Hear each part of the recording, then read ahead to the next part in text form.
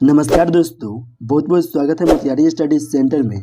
इस वीडियो में हम लोग बिहार बोर्ड 12th परीक्षा 2025 के लिए हिंदी का वीडियो देखेंगे, जो कि पाठ 11 को देखेंगे। और पाठ 11 का नाम है हंसते हुए मेरा अकेलापन। तो हंसते हुए मेरा अकेलापन से पाठ से 27 विभिन्न ऑब्जेक्टिव प्रश्नों को लिया गया है, जो कि बिहार बोर्ड 12th परीक्षा 2025 के लिए एक एक प्रश्न बहुत ही महत्वपूर्ण प्रश्न है। तो चलिए प्रश्न को देखते हैं।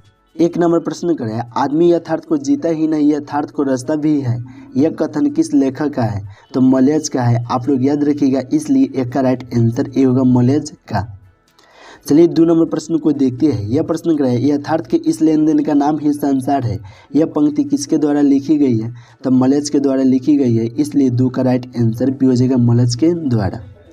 चलिए 3 नंबर प्रश्न को देखते हैं। यह प्रश्न करें, मलेज की रचना नहीं है, इनमें कौन ऐसा जो रचना है वो मलेज की ही नहीं है? तो ना आने वाला कल यह मलेज की नहीं है, है यह ना आने वाला कल भी मलेज का है, लेकिन सदियों का संताप भी मलेज का है, बकलम खुद भी मलेज का है। इनमें से कोई मलेज का नहीं है, क्योंकि जख्म पर धूल जो है वो मलेज का है और इनमें दिया ही नहीं है। तो इसलिए राइट आंसर डी हो जाएगा, इनमें से कोई नहीं। चलिए 4 नंबर प्रश्न को देखते हैं। यह प्रश्न करें, हंसते हुए मेरा अकेलापन के लेखक कौन है? तो हंसते हुए मेरा अकेलापन के लेखक देखिए ऑप्शन ए करें उदय प्रकाश। तो आपको हम बताए थे उदय प्रकाश जो है वो 30 पाठ के लेखक है, इसलिए यह नहीं होगा। ऑप्शन बी करें मलेज। तो मलेज जी है वो हंसते हुए मेरा अकेलापन पाठ के लेखक है, इसलिए 4 का राइट आंसर बी हो जाएगा मलेज। चलिए 5 नंबर प्रश्न को देखते हैं। यह प्रश्न करें, मलेज की कौन सी रचना है? इसमें कौन ऐसा रचना है वो मलेज की है? तो हंसते हुए मेरा अकेलापन जो रचना है वो मलेज का है, इसलिए 5 का राइट आंसर डी हो जाएगा हंसते हुए मेरा अकेलापन। चलिए 6 नंबर प्रश्न को देखते हैं। यह प्रश्न करें, मलेज का जन्म कहाँ हुआ था? तो मलेज का जन्म आजमगढ़ में हुआ था, इसलिए 6 का राइट आंसर सी हो जाएगा आजमगढ़ में। 7 नंबर प्रश्न को देखते हैं। यह प्रश्न करें, मलेज ने किस मंत्रालय में नौकरी की? तो कृषि मंत्रालय में मलेज ने नौकरी किए थे, इसलिए 7 का राइट आंसर ए होगा कृषि मंत्रालय में। चलिए 8 नंबर प्रश्न को देखते हैं। यह प्रश्न करें, मलेज के पिता का क्या नाम था? तो दोस्तों आप याद रखिएगा, मलेज के पिता का नाम त्रिलोकीनाथ वर्मा था, इसलिए 8 का राइट आंसर बी हो जाएगा त्रिलोकीनाथ वर्मा। चलिए 9 नंबर प्रश्न को देखते हैं। यह प्रश्न करें, मलेज के अनुसार किस कर्म के बिना मानवीयता अधूरी है?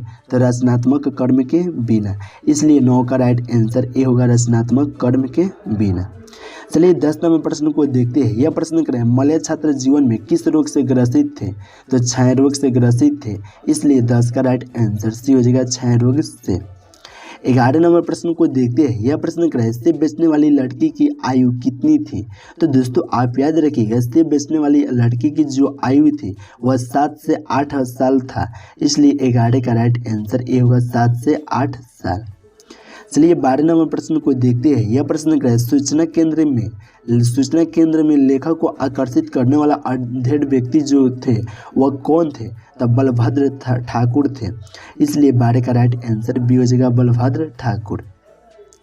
चलिए 13 नंबर प्रश्न को देखते हैं। यह प्रश्न करें, निम्न में से कौन सी मलेज की आलोचना है? यानी कि हम लोग को बताना है इनमें कौन ऐसा आलोचना है वो मलेज का है। तो कविता से साक्षात्कार जो है वही है मलेज का, इसलिए 13 का राइट आंसर सी हो जाएगा कविता से साक्षात्कार। चलिए 14 नंबर प्रश्न को देखते हैं। यह प्रश्न करें, पेड़ किस लिए काटे जा रहे हैं? तो दोस्तों आप याद रखिएगा, पेड़ ईंधन बनाने के लिए काटे जा रहे हैं, इसलिए 14 का राइट आंसर बी हो जाएगा ईंधन बनाने के लिए।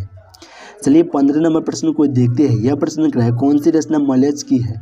तो मलेज की जो रचना है वह जख्म पर धूल है, इसलिए 15 का राइट आंसर सी हो जाएगा जख्म पर धूल। चलिए 16 नंबर प्रश्न को देखते हैं। यह प्रश्न करें, मलेज ने जख्म पर धूल नामक कविता कब लिखे थे? तो 1971 ईस्वी में लिखे थे, इसलिए 16 का राइट आंसर बी हो जाएगा 1971 में।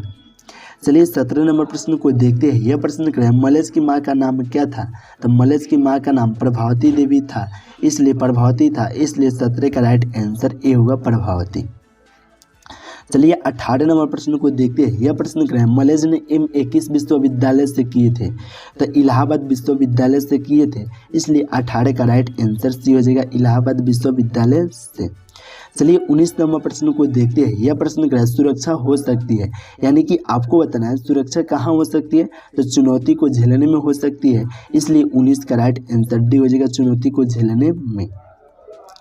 चलिए 20 नंबर प्रश्न को देखते हैं। यह प्रश्न क्या है, रचने और भोगने का रिश्ता कैसा होता है, तो दोस्तों आप याद रखिएगा रचने और भोगने का रिश्ता द्वंद्वात्मक होता है, इसलिए 20 का राइट आंसर ए होगा, द्वंद्वात्मक।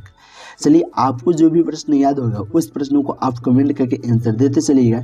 जो कि 21 नंबर प्रश्न को देखते हैं। यह प्रश्न क्या है, हंसते हुए मेरा अकेलापन के लेखक कौन है, इस प्रश्न को आप लोग कमेंट करके जरूर बताइएगा, क्योंकि इसके पहले हम आपको बोल के बता दिए हैं कि हंसते हुए मेरा अकेलापन के लेखक कौन है, मोहन राकेश का है या मलयज है या उदय प्रकाश है या आज्ञा जी है। आप लोग 21 का क्या राइट आंसर होगा आप लोग कमेंट करके जरूर बताइएगा। देखते हैं सबसे पहले कौन कमेंट करते हैं। चलिए 22 नंबर प्रश्न को देखते हैं। यह प्रश्न क्या है, मलयज का जन्म हुआ था, यानी मलयज का जन्म कब हुआ था, तो 1935 ईस्वी में हुआ था, इसलिए 22 का राइट आंसर ए होगा, 1935 ईस्वी में। चलिए 23 नंबर प्रश्न को देखते हैं। यह प्रश्न क्या है, मलयज का मूल नाम था, तो मलयज का मूल नाम भरतजी श्रीवास्तव था, इसलिए 23 का राइट आंसर बी हो जाएगा, भरतजी श्रीवास्तव। चलिए 24 नंबर प्रश्न को देखते हैं। यह प्रश्न क्या है, जगमग धूल शीर्षक कविता किसकी रचना है, तो मलयज का है, इसलिए 24 का राइट आंसर बी हो जाएगा, मलयज का। चलिए 25 नंबर प्रश्न को देखते हैं। यह प्रश्न क्या है, 1995 ईस्वी में परिवेश सम्मान किससे प्राप्त हुआ था, तो ओम प्रकाश वाल्मीकि को हुआ था, इसलिए 25 का राइट आंसर डी हो जाएगा, ओम प्रकाश वाल्मीकि को। चलिए 26 नंबर प्रश्न को देखते हैं। यह प्रश्न क्या है, हंसते हुए मेरा अकेलापन किस विद्या में लिखित है, तो डायरी विद्या में है, इसलिए 26 का राइट आंसर बी हो जाएगा, डायरी विद्या में। चलिए 27 नंबर प्रश्न को देखते हैं। यह प्रश्न क्या है, हर आदमी उस संसार को रचता है जिसमें वह जीता है और भोगता है, यह कथन किसका है, तो मलयज का है, इसलिए 27 का राइट आंसर सी हो जाएगा, मलयज का।